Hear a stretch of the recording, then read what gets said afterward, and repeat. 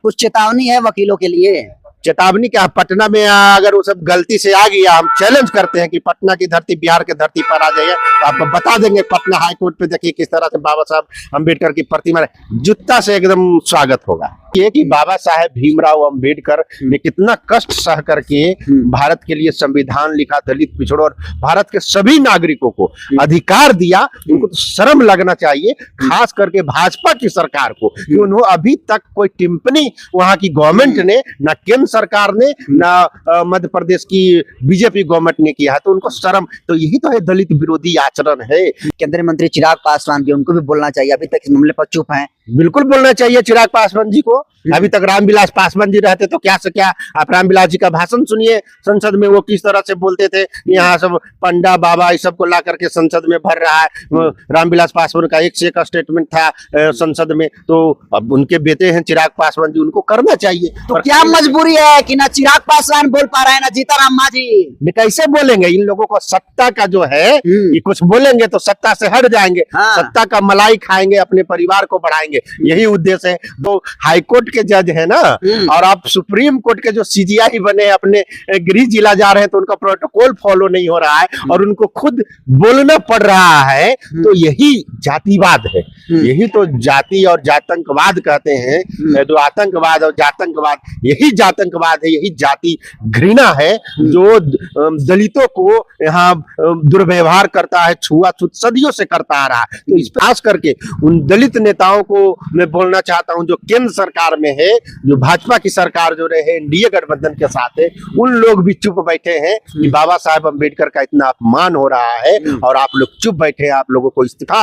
दे देना चाहिए। केंद्र सरकार और बीजेपी सरकार पर आपको दबाव बनाना चाहिए, टिप्पणी करना चाहिए। तो ये सब कुछ नहीं कर रहे हैं, सिर्फ आरक्षण का लाभ लेकर के बन रहे हैं, सांसद विधायक मंत्री बन जा रहे हैं। और जो बाबा साहेब अम्बेडकर ने आरक्षण दिया, आज उनकी मूर्ति रोका जा रहा है। मनु स्मृति में जो शब्दों का इस्तेमाल किया गया है कि आप दलितों को ये चीज रखने का अधिकार नहीं है, वो नहीं है, वही ये सब लागू करना चाह रहे हैं। जिस देश में बाबा साहब भीमराव अम्बेडकर का जन्म हुआ था, उसी देश में बाबा साहब भीमराव अम्बेडकर की मूर्ति लगाने के लिए बाबा साहब संघर्ष कर रहे हैं।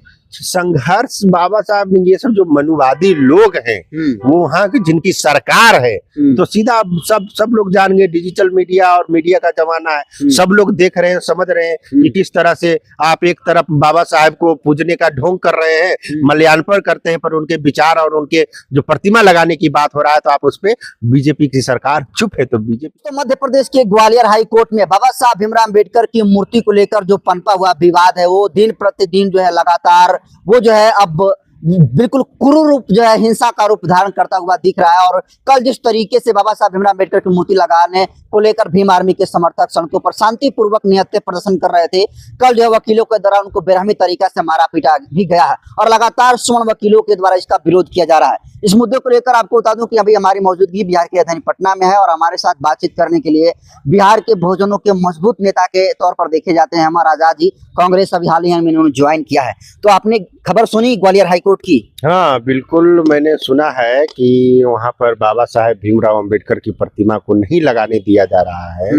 और आप जो कह रहे हैं कि स्वर्ण, ये स्वर्ण नहीं है, स्वर्ण भी तो कई मायने में बहुत अच्छे होते, पर इतना गंदा सोच का ये लोग हैं कि आप मैंने बाबा साहब अम्बेडकर जो संविधान निर्माता है, उनकी प्रतिमा पर खुलेआम धमकी दे रहे हैं। तो ये भाजपा वाले, जो वहाँ भाजपा की सरकार है, जो पूरे बिहार में और पूरे घूम करके भीम संवाद और क्या क्या अम्बेडकर जयंती पे कर रहे थे, उनको शर्म आना चाहिए ना। उनको तो कम से कम उनको देखना चाहिए कि क्या हो रहा है, जो बातें नहीं समझ में आ रहा। प्राइवेट प्रॉपर्टी है क्या, कैसे लगा देगा ग्वालियर हाई कोर्ट में? कहना है अनिल मिश्रा का, जो बार एसोसिएशन का पूर्व अध्यक्ष है। बार, आप बताइए कि बार एसोसिएशन के अध्यक्ष के द्वारा जब इस तरह का जातीय विविधता, और ये तो सीधे है कि दलितों का, और वहां कह रहे कि फलना का लगाएंगे, चिलना का लगाएंगे, मूर्ति लगाएंगे, पर बाबा साहब से इनको दिक्कत है। सोचिए कि बाबा साहेब भीमराव अम्बेडकर ने कितना कष्ट सह करके भारत के लिए संविधान लिखा, दलित पिछड़ों और भारत के सभी नागरिकों को अधिकार दिया। उनको तो शर्म लगना चाहिए, खास करके भाजपा की सरकार को, कि उन्होंने अभी तक कोई टिप्पणी वहां की गवर्नमेंट ने, ना केंद्र सरकार ने, ना मध्य प्रदेश की बीजेपी गवर्नमेंट ने किया है, तो उनको शर्म। तो यही तो है दलित विरोधी आचरण है। इसी तो राहुल गांधी बोल रहे हैं, पूरे यात्रा निकाल रहे हैं कि व्यवस्था बदलनी चाहिए, दलितों का जो हक अधिकार है 90% बहुजनों का, उनको निजी क्षेत्र न्यायपालिका में आरक्षण, ये तो इसी से होता है कि न्यायपालिका में रिजर्वेशन मिलना चाहिए। ये जो मूर्ति लगाने का फैसला था मध्य प्रदेश हाईकोर्ट के चीफ जस्टिस सुरेश कुमार कैद का था, तो सोचिए जब जस्टिस की बात ये लोग नहीं मान रहे हैं तो फिर किसकी बात मानेंगे? सबसे बड़ा सवाल है। ये तो कोर्ट का अवमानना है और कोर्ट की अवमानना के लिए सजा का प्रावधान इनको कार्रवाई होनी चाहिए इनके ऊपर। इनका बात मानेगा, ये सब बात मानेगा? अभी देख रहे हैं कोर्ट, यू तो हाई कोर्ट के जज है ना, और आप सुप्रीम कोर्ट के जो सीजीआई बने अपने गृह जिला जा रहे हैं, तो उनका प्रोटोकॉल फॉलो नहीं हो रहा है और उनको खुद बोलना पड़ रहा है। तो यही जातिवाद है, यही तो जाति और जातंकवाद कहते हैं। जो आतंकवाद और जातंकवाद, यही जातंकवाद है, यही जाति घृणा है जो दलितों को यहाँ दुर्व्यवहार करता है, छुआछूत सदियों से करता आ रहा है। तो इस पे सरकार जो कह रही है, सरकार को ध्यान देने की आवश्यकता है ना। वहां किसकी सरकार है? बीजेपी सरकार है। बीजेपी क्या कर रही है? केंद्र में बीजेपी सरकार है, तो वो क्यों नहीं बोल पा रही है? तो ये तो सीधा सीधा है कि सरकार का समर्थन उन लोगों को, जो जातिवादी वकील है बार एसोसिएशन ग्वालियर के, उनको सीधे जातिवादी मुट्ठी भर लोग हैं, सिर्फ मुट्ठी भर लोग हैं, मगर वो नहीं समझ पा रहे हैं कि इसका प्रतिक्रांति होगा तो वो सब कहां पहुंच जाएंगे। अभी हम लोग इन सब मामलों को देख रहे हैं, सुन रहे हैं, समझ रहे हैं कि जुडिशरी का मामला है, तो उनको सीधा बैन करना चाहिए। जब कांग्रेस भी बहुत जो है बाबा साहब भीमराव अम्बेडकर की बात करती है, वहां पर भीम आर्मी के लोग लड़ रहे हैं और पिटा भी रहे हैं। कांग्रेस इस मुद्दे पर अभी भी चुप है मध्य प्रदेश के ग्वालियर में। बिल्कुल कांग्रेस चुप नहीं रहेगी, और हम लोगों की कांग्रेस की टीम से बात हुई है, इस पर संज्ञान लेने की बात है, क्योंकि हाईकोर्ट का मामला है, जुडिशरी का मामला है, तो कुछ लोग इंटरफेयर करने से हिचकिचा रहे हैं। मगर अभी स्पष्ट हो चुका है कि ये सब दलित विरोधी हैं, ये सब इंसानियत विरोधी हैं, ये सब नहीं चाहते हैं कि सामाजिक न्याय की बात हो, भाईचारा हो। और बाबा साहब अम्बेडकर, बाबा साहब की मूर्ति आप लगाने से रोक सकते हैं, पर उनकी विचारधारा, उनका संविधान, वो आप कैसे रोक पाओगे? अगर उन्हें रोकने की कोशिश करोगे तो तुम मिट जाओगे।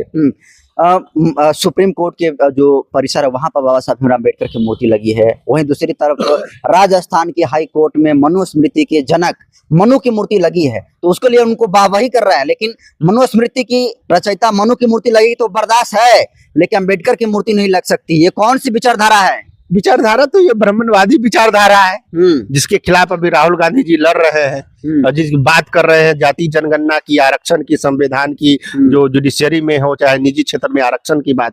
यही तो जातिवाद है, कोई बड़ा नेता नहीं बोल पा रहा। खास करके उन दलित नेताओं को मैं बोलना चाहता हूं जो केंद्र सरकार में है, जो भाजपा की सरकार जो रहे एनडीए गठबंधन के साथ है, उन लोग भी चुप बैठे हैं कि बाबा साहब अम्बेडकर का इतना अपमान हो रहा है और आप लोग चुप बैठे हैं। आप लोगों को इस्तीफा दे देना चाहिए केंद्र सरकार और बीजेपी सरकार पर, आपको दबाव बनाना चाहिए, टिप्पणी करना चाहिए। तो ये सब कुछ नहीं कर रहे हैं, सिर्फ आरक्षण का लाभ लेकर के बन रहे हैं, सांसद विधायक मंत्री बन जा रहे हैं। और जो बाबा साहब अम्बेडकर ने आरक्षण दिया, आज उनकी मूर्ति रोका जा रहा है।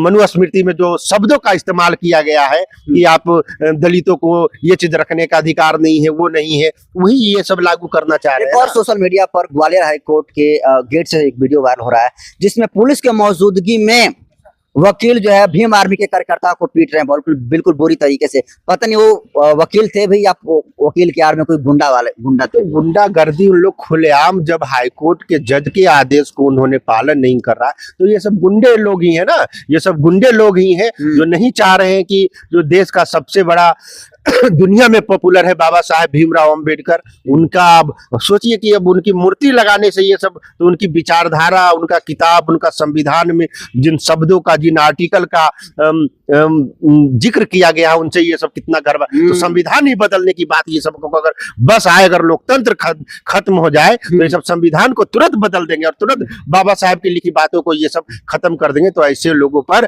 कार्रवाई होनी चाहिए, नहीं तो पूरे देश, पटना में हम लोग आंदोलन करेंगे इसके खिलाफ में, पूरे देश में यह आंदोलन होना चाहिए। बाबा साहब भीमराव अम्बेडकर की मूर्ति एक से एक बड़े ताकतवर देशों में लगी है, लेकिन जिस देश में बाबा साहब भीमराव अम्बेडकर का जन्म हुआ था, उसी देश में बाबा साहब भीमराव अम्बेडकर की मूर्ति लगाने के लिए बाबा साहब संघर्ष कर रहे हैं।